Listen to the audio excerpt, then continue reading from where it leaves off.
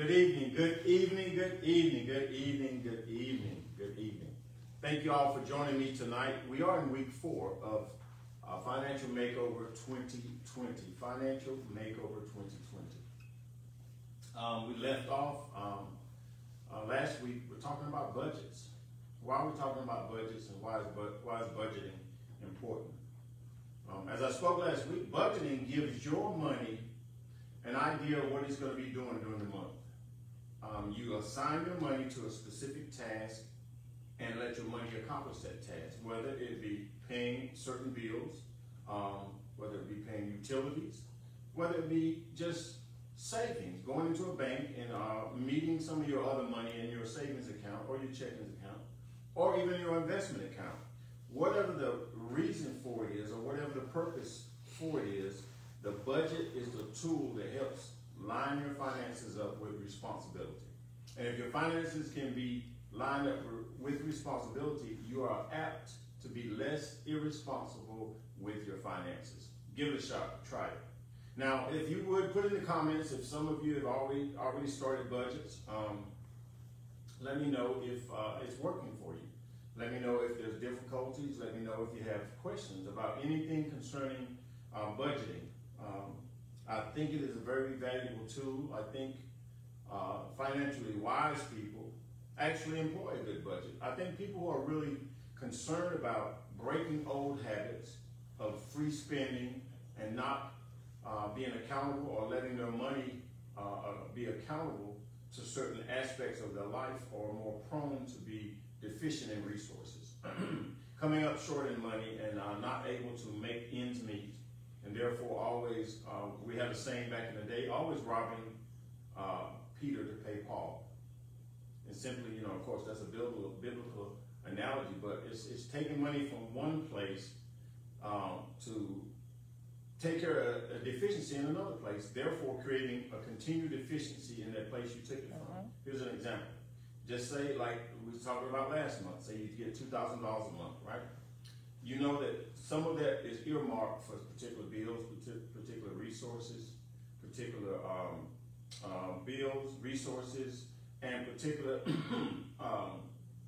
investments or whatever the case may be. If you have those things set aside for those particular things, then, and if all those resources, if your resources match up with all those responsibilities, then you have an efficient budget. But when you take some of those resources, use them for other things, and not apply them to the place in the resources assignment that they belong, you often tend to come up short. And then once you come up short, especially on a fixed income, then you'll find that that thing is like a snowball. It's going to get bigger and bigger and put you farther and farther and farther behind. Another example of that is if you have a job and you normally work 80 hours a week. I've been there. All of us been there where we decide, man, I don't feel like going in there. I'm tired of the people. I don't like what they're doing or saying. I've had supervisors like that in my past. It's like, man, I just need to take a break from this guy or this girl. So you don't go to work. And you have, instead of having an 80-hour paycheck, you have a 40-hour paycheck. Trust me, all I'm saying, I've been there. And then when it comes time to meet my 80-hour obligation, I meet it with a 40-hour paycheck, and that's never a good thing because I have half the money, all of the responsibilities, and yikes, I'm in an upside-down position, or I'm in a position where I'm behind financially. The only way to get out of that position often is overtime, but if you understand the analogy, that thing could snowball. Now we have those things left over from month number 1 as we go into month number 2, and we also have the obligations, financial obligations, in month number 2 to be met by the paycheck from the month number 1 and half of what we have left over from week number 1, if that makes sense. So budgeting is a great tool to get some financial balance, and we all need financial balance in our lives.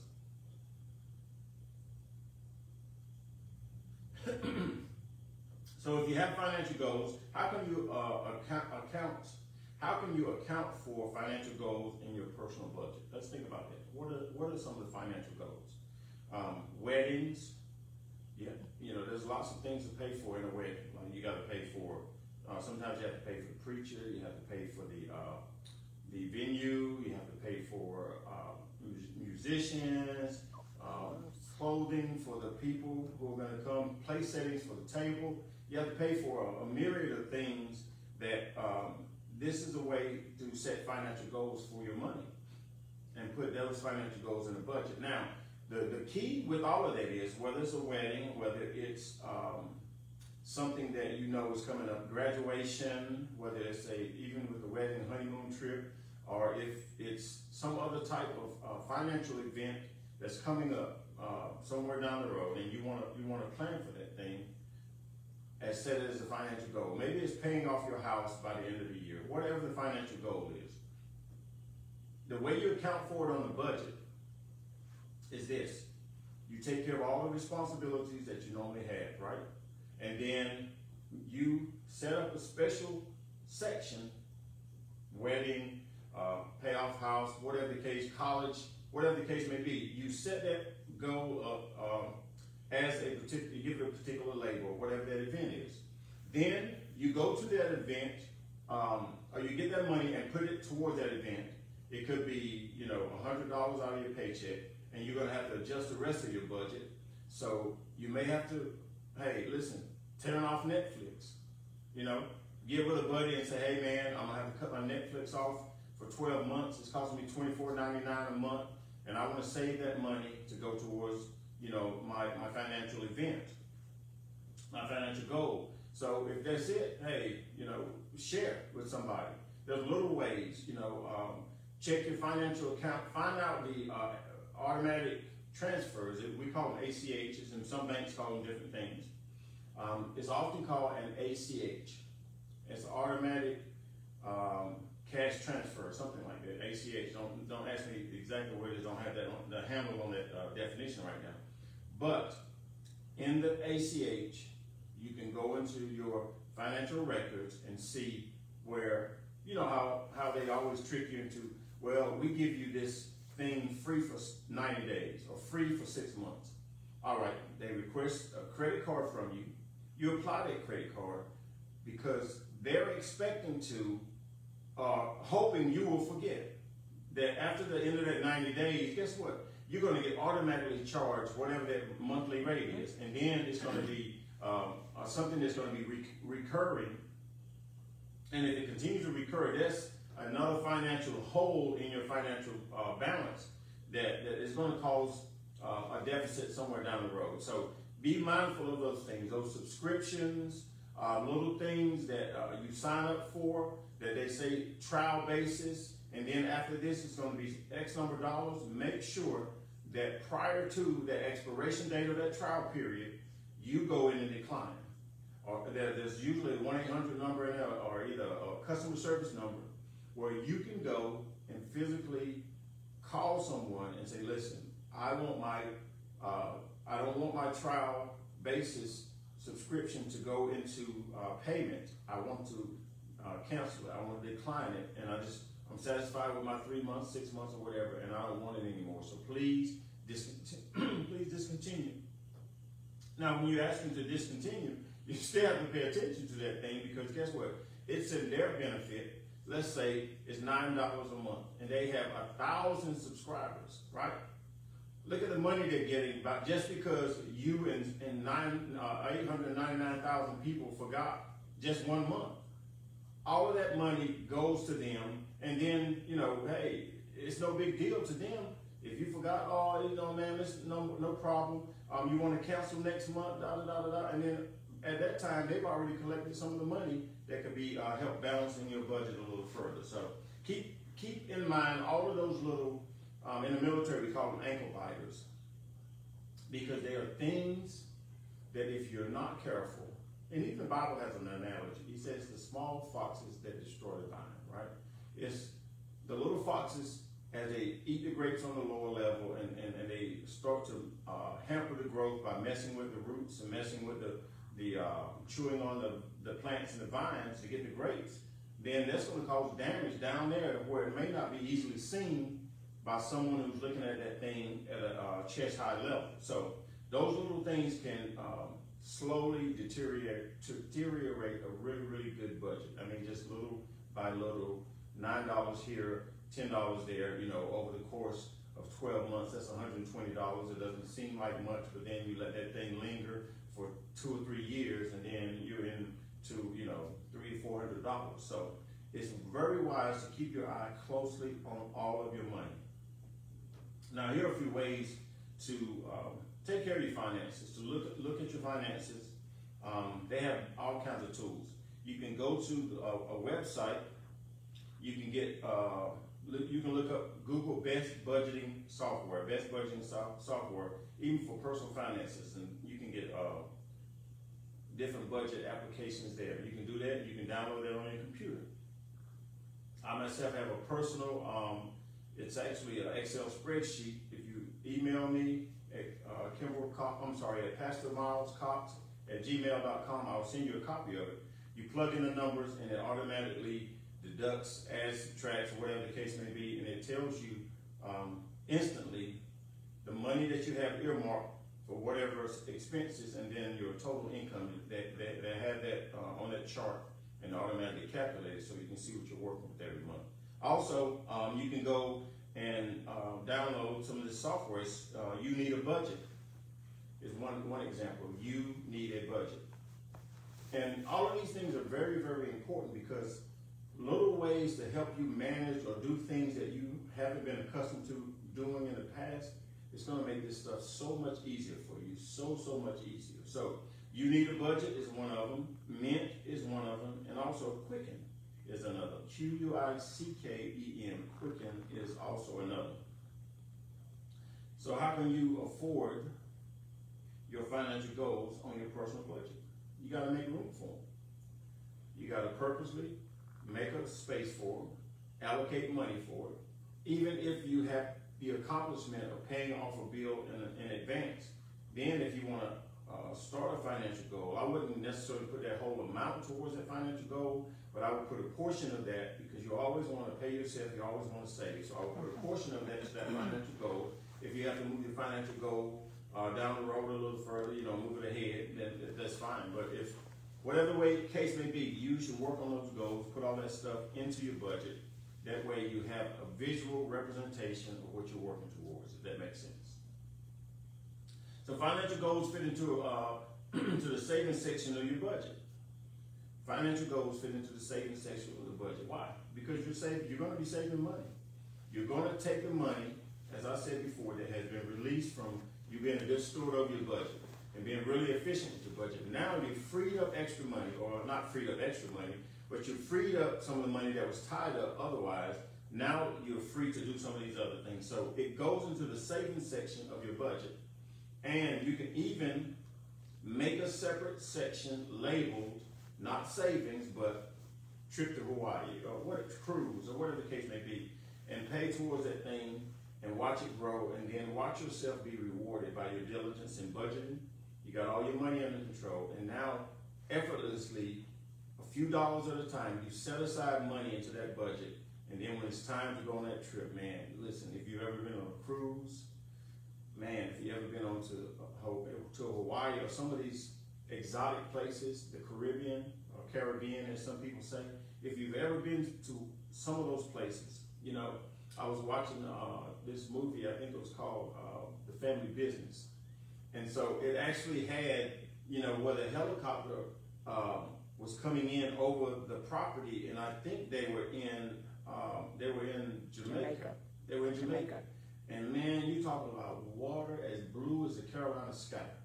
Now imagine you having worked a whole year and you planned this thing ahead of time, and you put the money aside in your savings portion of your financial budget, and then when that time comes, you know, you're anticipating, we're going to take this trip July the 1st of next year, for example. And so as December comes, and you're enduring the harsh winter wherever you are, it even gets cold here in Arizona, and you're enduring the winter, you know, back home, my kids one of them got snow, one of them got ice. And so you're enduring all of that, and you're snowed in, and it's like, man, and then on top of that, they have COVID as well. So you're snowed in and you're suffering from COVID, but you have to, you can look down at this budget and you can look forward to say, man, I got money right here saved for my Hawaii trip, or for my my Bahamas trip, or either, my Haiti trip, whatever the case may be, the Caribbean, you have money saved for that. And imagine how less gloomy you will be if you just take a look at that budget and say, man, in about 4 months or 7 months, I'm going to be traveling, and I'm going to be able to dip into that blue water, and I'm going to be able to sit on the beach, and I'm going to be able to let that Caribbean breeze blow through my hair or my scalp, whichever one you have. And if you can understand it that way, you can understand the purpose and how rewarding it can be when you set up your financial budgets to benefit you in the long run. All of this is to benefit you. Nobody's trying to control your money. Nobody's trying to give you a tool that's going to frustrate you. It is simply a tool that can be applied that's going to really reap some really rich benefits down the road. You set that stuff aside and you envision it. You know how the Bible tells us to write the vision and make it plain. It's just not including business. Whatever it is for your future that you want to accomplish. If you want to go on a trip or cruise or something like that, then you set that down as a goal. Put that thing in the savings section of your budget. Name it Hawaii. Name it the Caribbean. Name it Haiti. Name it wherever, Bahamas. Name it wherever it is, Hawaii, wherever you want to go. Label that thing. And that way, as you're going through the rigorous task of everyday work, right? We all have to do that stuff. Go through the rigorous task of going into that job that you don't really care that much about, or seeing that supervisor who tends to just be overbearing, or just dealing with that annoying coworker, or at home the kids are just getting on your nerves, or the husband or the wife is getting on your nerves, or somebody's getting on your nerves. And then you can look at that budget and say, baby, we're going through some rough times right now, but listen, July the 1st, 2023, we're going to be sitting in a plane or headed towards the Bahamas. And we're going to have a wonderful time. And that is how your money can reward you. Because you have to make it work for you. You have to make it work for you. You can't let it get out of hand. You can't let yourself get out of hand using your money, but you have to be diligent about it and make it work for you in all areas of your life.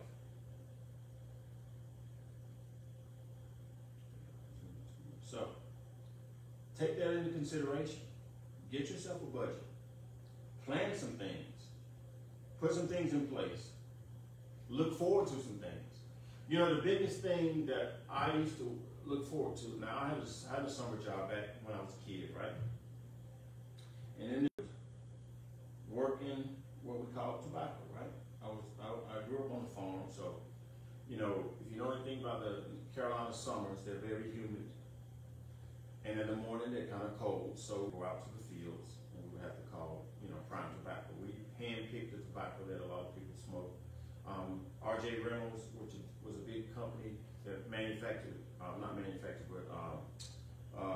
they took the tobacco and made it into products, different products, cigarettes, cigars, different things, chewing tobacco and everything like that. And so we had to get underneath the leaves in the morning, the cold water dropping on your back, no matter whether it has long sleeves on or not. 5 o'clock in the morning, it was just cold in the south, and it was in the summertime. And so the biggest thing that we had to look forward to was saving money so we can go to Carowinds, or we could go to Busch Gardens in Virginia, or go to some place where we could say, this money that I saved and all that hard work that you remember, now you're on the roller coaster and you're having a wingding of a time, however you celebrate it. You're having an awesome time because your money has been earmarked to work for you. Your money has been earmarked to take care of your responsibilities, and your money has been earmarked to bring you some of the pleasures of life. That is one of the beautiful things about working, and earning money. Is that the money is going to reward you somewhere down the line.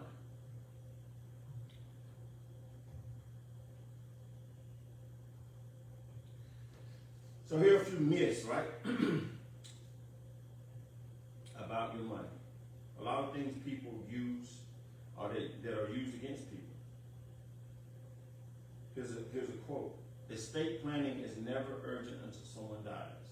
Now, I've had recent deaths in my family, and I've experienced, and I've had others experience. Oftentimes when there's a sudden death, you don't expect people to go before they go most of the time, unless it's some kind of lingering illness. But once that happens, the financial obligation heightens. Okay, now You have to have burial expenses. You have to pay money to the funeral home. You have to find a place to bury it that there's no family plot. You have to buy a coffin, and you have to buy a casket, however you call it. Then you have to buy clothes for that particular individual to wear. And so those are expenses that could come up, and if you're not well planned for some of these things could be a financial impact that could set you back in your resources. So think about that. Think about that. Nothing is ever urgent until there's an emergency.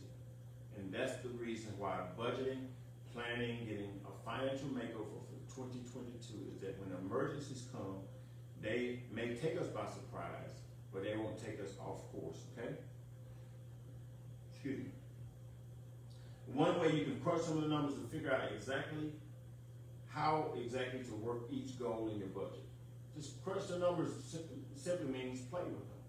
Take that total income. You know, it won't be net. I mean, it won't be gross because you're not getting all that. The government's getting their part. Before you get yours, now would it be wonderful if we could be that diligent about, as the government is taking money from it, if we could be that diligent about taking that amount of money out. And I don't know what the state tax is here. I think it's rather high. I don't know. It's maybe in the 30% or whatever. But anyway, look at your paycheck and you'll be able to tell. They take the money right off the top. Now imagine if we were disciplined enough to take that money and put away in savings. Because guess what? When the IRS sticks that big hand and that big friendly hand and gets your resources, it's not coming back. Most of the time, they figure out a way for you to never get that money back. You can have dependents, you can have all kinds of exemptions, but guess what?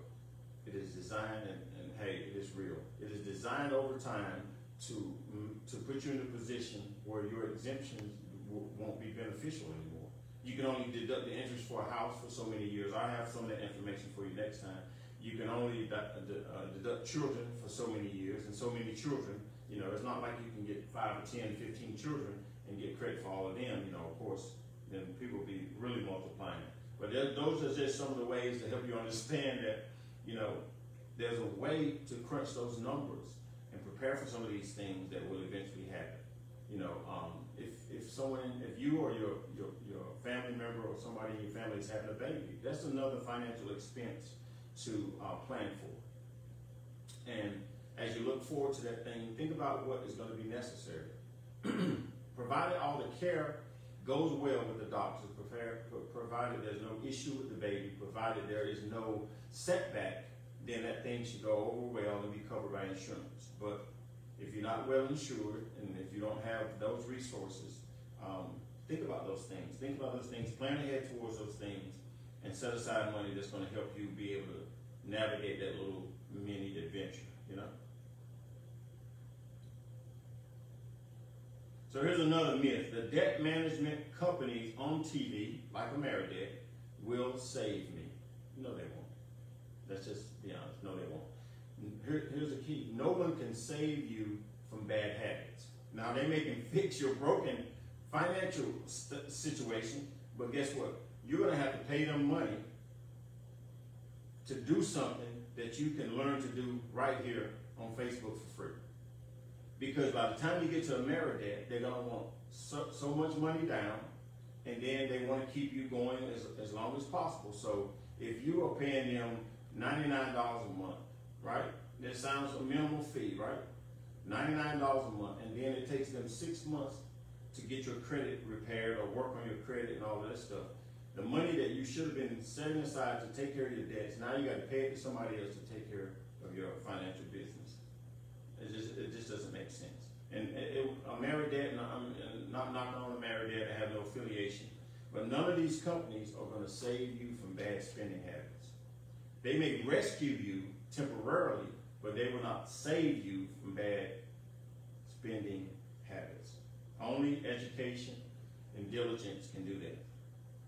So the truth of that is you may get out of debt, but only with your credit trashed.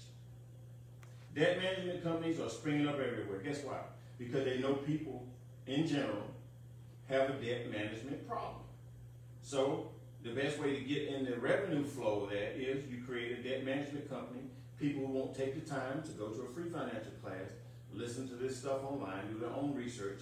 They will dial real quickly one of these help me out companies, credit repair damage companies, credit damage companies, and they will solicit them, do what I don't want to be disciplined enough to do. That's how I look at it. So debt management companies are springing up everywhere. They're asking for your money. Nothing wrong with a small business. I'm not knocking you if you have your own debt management company. I'm just trying to help the people out who are listening tonight. So these companies manage your debt by taking one monthly payment from you and distributing that money among your creditors. Now, doesn't that sound like budgeting to you? They take your money, one lump sum, just say it's $500 or $600, and they spread it among your creditors. They pay the people that you could be paying on your own if you had a budget. Okay, but then on top of that, you still have to pay them X number of dollars to do that. So they distribute money among your creditors, with whom they often worked out lower payments and lower interest. That's the same thing you can do. You can literally pick up the phone, call Citibank or whoever the corporation head of your company and say, listen, check out my history. I was on track for a while, explain to them their financial situation. And man, at this point, plead for some help. Plead for them to say, look, I really wish you could give me some kind of program that could help me, or a payment arrangement that will help me pay off this stuff. Now, if they give you a payment arrangement, likely you won't get additional charges and fees because you can ask them to spend that stuff. I've been there before, and I've done all this stuff. As opposed to giving the finance company $99 extra to do something with your money that you give them to pay the bills that you could pay if you had your own budget and was disciplined. So they're going to distribute that money to the companies with whom they often work out a lower payment. Like I said, you can do the same thing. Call them, talk to them, be integral about your debt responsibilities. Call the people, let them know your situation. If you got off track, if it was, and I'm going to name a few of these things, it was medical bills, debt, marriage, divorce, death, whatever the case may be. Listen, it's better for you to ask and talk to them than to go one of these other routes where you yourself are going to be ending up in a worse situation and spending more money than you could if you were savvy in handling your business. So this is not alone as a debt consolidation. Sometimes people will get the two confused. Both are bad. Both are bad. But we have already covered the debt consolidation loans, however, because Americans need a total money makeover. The debt management business has become one of the companies, and then they try to get your money. They're one of the fastest growing companies of today. You can look them up everywhere. You can see signs everywhere. Because you know what they know about us? Unless we take the stuff serious that we're being presented, unless we're taking a serious look at our own finances and resources, taking an honest accountability. Man, I've been paying my bills late because I've been too lazy. Or I don't think it's important. Or something I've signed the obligation to pay for, I just send it back. I don't like it anymore, you know. But you still have a contract to pay for that thing. And so that leads us into a lot of these situations. So I think you got the picture. There's different ways, you know, people have filed for different things in the past, bankruptcy, different chapters and all that stuff. I'm not getting into that. You can look into that. My goal here is to help you get wise, strong, diligent, and purposeful with taking care of your finances. Take personal responsibility for it. Here's another myth. Everything will be fine when I retire. I know I'm not saving yet, but I will be okay. No, that's not likely the case. Because if you're not saving now, what are you going to have extra to work with? Savings is simply like, you know, you see these commercials where there's a guy who talks about, let's say, I'll just use miles for instance. Miles 2020, say let's miles 2050 comes back to visit miles 2022, and he says, look, man, this is what you've been doing. You've been working on this budget, and then when you get to 2050, man, you're gonna be in this financial situation. You're gonna be taking cruises, and you're gonna be going on, you know, yacht rides, and you're gonna be doing all kinds of things because I see that your budget is working and you're saving money. I just want to come back and encourage you. Keep doing what you're doing, man. Our future looks bright. everybody, don't you wish everybody could have that experience? Because if we had that experience, what would your 2050 say to you? True.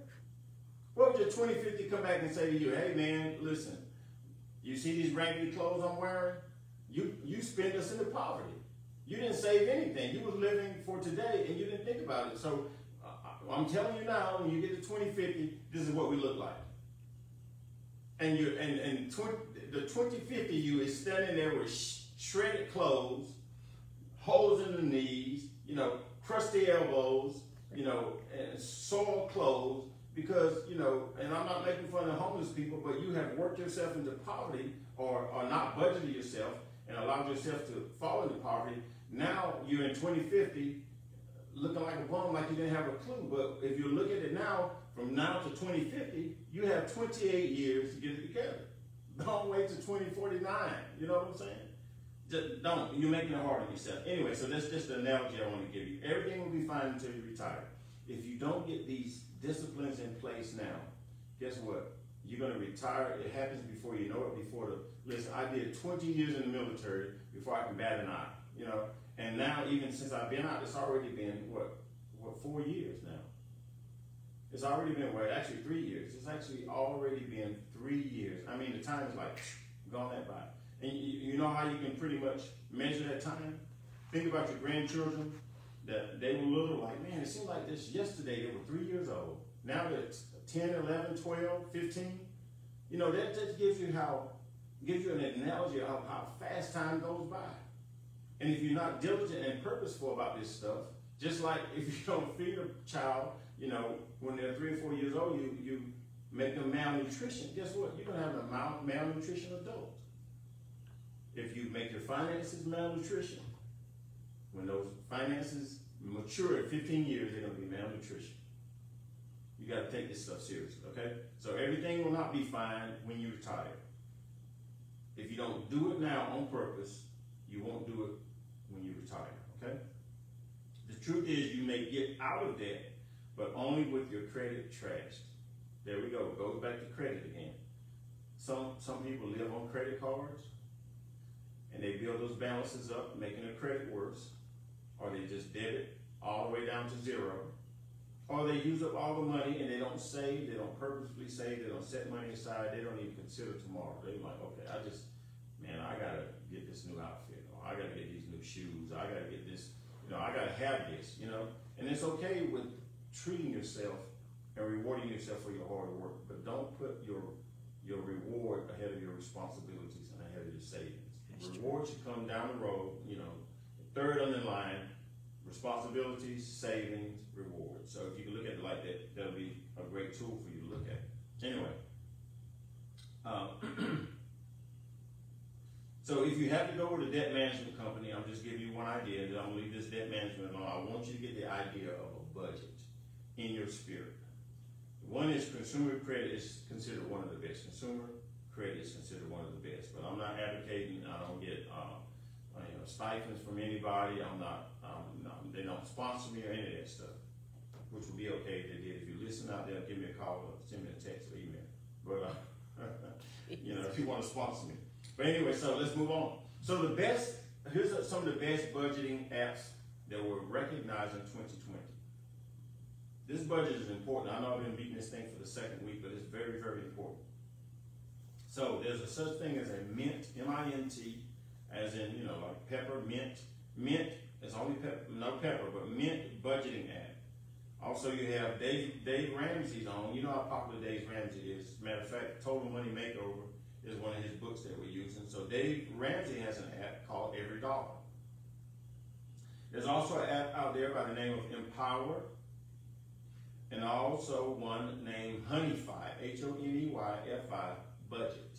And that is for couples. That helps couples keep their resources and their finances in balance between the two of them, and they can work on that thing together. And that's important because everybody is not good with finances. So we have a Pocket Guard budget app also. You Need a Budget, as I mentioned before. Good Budget is another one. Envelopes, M-V-E-L-O-P-E-S. Envelopes is also another app. And see, some of these apps you can download on your phone, and especially those of you who are really savvy with your phones, you can probably even add some of these to your laptop or your tablet. You download these apps and you punch in the figures honestly, and you keep account of this stuff, and these things do the calculations for you. All right, home budget. I know if anyone out there has USAA, I know personally that USAA does have budgeting apps built into their system, and they will help you budget money. And the good thing about USAA, if you're prior military or you're military dependent, right? You can get USAA as an account, and then in it you can budget your money, and it will send you warnings and notifications and all that stuff when you're over limit on your budget, and then it will show you at the end of the month as you review it. It says, listen, you saved X number of dollars this month, and then you can decide where you want to put that money. You can leave it in that part of the budget, or you can shift it, open up an account and shift it into for vacation. You know, people do that all the time, a temporary account. And here's the thing about vacation accounts. If you want to do that, you can create a vacation account, right? Whether it's by envelope or in a safe at your home, or whether you do it at a bank or financial institution. You can set that aside to put money in, and then you can take the money out. Don't take all the money out and close it. Leave $5 or $10 in there, and then that'll be the build up or the foundation for your next build up to your next vacation. So, Home Budget is another app. Wallet is an app. Spendee, SPENDEE, is also another app. Digitbot, like, hey, can I get your digits? Digit, D-I-G-I-T, bot, D-I-G-I-T, one word, bot, B-O-T is the other word. They also have Albert, A-L-B-E-R-T, and Credit Karma, and another one is Why You Need a Budget. Now, there's one up there on number 6 was saying you need a budget, and then this other app, it says Why You Need a Budget. So if you prefer to earn more money instead of budgeting, or have already maxed out your budgeting powers, check out the best apps that I just gave you to start earning money on the side right now. Some of them will let you start making money working from home, or while you do things you're already doing or need to do anyway. As you work on a budget, check out the best apps to save money. Get a spare job, create more income is always another good way. I'll give you some of the financial things that cause people to go into distress. And you've heard, all of us have heard the word bankruptcy, right? There's reports out there, I don't have all the statistics, but over the past few decades, there's been a dramatic rise in the number of people who are unable to pay off their debts. For whatever reason. Debt, loss of income, loss of a spouse, which was another income. My sister-in-law experienced that. I have family members who have lost loved ones. You know, that those resources don't come in. Bad spending habits catch up with you, and you end up in debt, not paying off the debts you have. And here's a list of some of the most common reasons, though, that people go into bankruptcy. And all of this stems around budgeting and being a good steward of your money. And sometimes you get yourself into these situations. Let's look at medical expenses. Medical expenses. Not being medically insured or underinsured could be devastating in the event of illness. Could be absolutely devastating, because you go in there, you know, I've gone in there and they've given me, let's say start with an examination, right? They may give me an injection or a couple of pills, man. The next thing you know, by the time you leave out that door, that thing is hovering around $1,000 or more. You know what I'm saying? And you're waiting there, especially if it's urgent care. There's nothing urgent about urgent care. But you go in there and that thing lasts for about 45 minutes, sometimes an hour and a half, and you go in there and you're mostly waiting. And you know, and here's my humor, right? They're back in the back, seeing how much money they can charge you per minute. So let's keep it. Wait a minute, we're almost at $900. Let's keep them in there for another 15 minutes. And they're ringing up the calculator. That was all a joke. I don't know if that's happening, but in my mind, it's like, man, these guys must be keeping me in here a long time so they can charge me about a minute, because by the time you get out of that visit, it's usually like somewhere around $1,000 or something like that, man. And then that's an emergency, when you don't have the $1,000 because all your money is tied up in rent and light, electricity and heat and food and all that stuff like that. So that's another reason to plan ahead for some of these things. So medical expenses could be something that's devastating to your financial bottom line. Here's a study from the American Journal of Public Health that came out in 1999, and they found that 66.5% of bankruptcies in the U.S. were due to medical issues, like being unable to pay high medical bills, or due to time lost from work. Even with health insurance, high deductibles and co-payments, plus job loss impact Americans. So think about all of those detriments, all of those things that come against you, right? So first of all, you got a medical, you got to go into the hospital, maybe for an extended period of time, even for a week. You got to get medical treatment, and you're racking up probably a $30,000 bill, right? A $30,000 debt. Now, you couple that with you've been off work, you know, you're not able to leave, doesn't qualify as you taking leave, payable leave, so you don't get that money that you would normally get. That's another compound on the problem.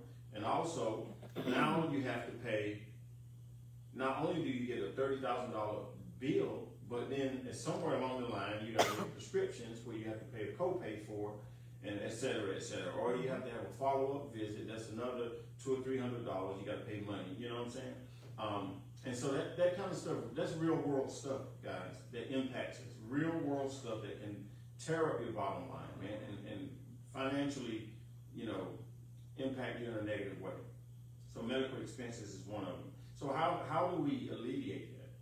Well, just try to get the best. Well, one of the biggest things is good health. Now, nobody could afford to prevent themselves from COVID because we didn't know it was coming. So COVID is one of those setbacks, those anomalies, those things that are strange, abnormal that happen that you can't prepare for. But as best you can, review your insurance policy. Find out the best insurance provider out there. Who has the lowest deductible? Who has the lowest premiums? You have to be diligent about this stuff and find out what really works for you, what really can benefit you in the long run, and then try to stay healthy as you can. And you know, we're on a fast. You know, I'll plug this a little bit. We're on a fast, and even I have lost a few pounds, and I feel real clean by eating the food that I'm eating. You know, the stuff that we're allowed to eat, even on the Daniel's fast. And I say that to say that, you know, that's one way you can help your medical bottom line get healthier. You know, excess sugars, drinking, smoking. Hopefully the saints are not doing that anymore than they were doing it before. If there's an issue in your health, address it. Find out what you're doing to cause this problem, and look at it seriously and take it into account. So medical expenses is one of the ways. Now, rare diseases, illnesses, I got it. Those things are unforeseeable. But I believe the healthier, the more aware. Stress is another big one. Stress, who hasn't had stress in their life? Stop stressing over stuff. Stress can give you medical complications that you can't even imagine. You weren't even born to be stressed. You were born to understand how to work life. And yes, there will be challenges. There will be situations that come up, but you can learn how to live a life that's stress-free. Eliminate some of the stressors. One of the biggest ways I found to eliminate a stressor in your life, I don't care how chaotic it gets, you have to have your mind in the right place. Where is your mind? How will you react to situation number one, situation number two, situation number three? Because guess what? The stress doesn't necessarily come from the situation. That is an indicator, and it's also an external source, but the stress comes from how you internalize that thing, how you visualize it, how you repeat how bad it is, how it affects you. You know, it starts to play on our senses, and then we get into a place we're angry, we're frustrated. I've been there, guys. I've been there. We're angry, we're frustrated. So the stress is self-imposed. Yes, there are these situations that try you, but your response and your reaction is one of the keys to avoiding being stressed to death and being overstressed, because it can cause strokes and cause all kinds of medical problems. Seriously, take that into consideration. To have a healthy mind is one of the best things you can have for your overall health, and it could financially be beneficial for you Don't stress about stuff.